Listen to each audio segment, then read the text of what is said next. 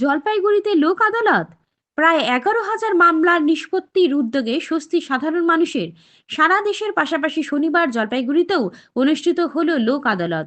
দীর্ঘদিন ধরে আদালতের পাহাড় প্রমাণ অভিযোগ জমে থাকায় এই মামলার ভার খানিকটা কমাতেই এই বিশেষ উদ্যোগ নেওয়া হয়েছে। সকাল 10টা থেকে লোক আদালতের কার্যক্রম শুরু হয়, যেখানে বিপুল সংখ্যক মানুষের উপস্থিতি লক্ষ্য করা যায়।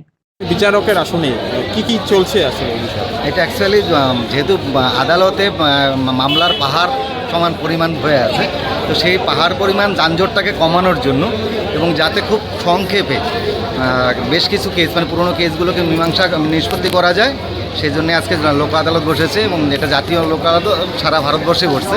তো আমরা খুব আপ্লুত এবং গর্বিত যে আজকে একদিনের যে বিচারক হিসেবে দায়িত্ব পেয়েছি, এটা সত্যি আমাদের কাছে গর্বের বিষয়। কতজনকে দায়িত্ব দিয়েছেন? এটা 8টা এনজিও থেকে 8জনকে দায়িত্ব দিয়েছে এবং 8টা বেঞ্চে আজকে বসেছে প্রায় 10,500 কেসে নিষ্পত্তি করার জন্য। মূলত কি ধরনের কেস রয়েছে?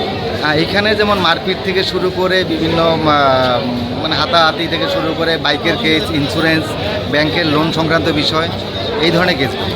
এটা কি আজকেই শেষ হয়ে যাবে? হ্যাঁ, যেমন আমার যেই জায়গাটা দায়িত্ব পড়ছে সেটা হচ্ছে যে জিআর এবং নন জিআর, যেখানে হচ্ছে মারামারি, হাতাহাতি বা এই জাতীয় মানে নিজেদের মধ্যে গণ্ডগোল যেগুলো। এখন পর্যন্ত আপনারা নিষ্পত্তি কথা করতে পেরেছেন? এখন অবধি আমরা 40+ কেসের নিষ্পত্তি করেছি, তার মধ্যে 2টা কেস পেন্ডিং করে দেওয়া হয়েছে আর বাকিগুলো নিষ্পত্তি হয়েছে। কিছু হচ্ছে নিজেদের মীমাংসাপত্র হিসাবে আর কিছু ফাইন দিয়ে।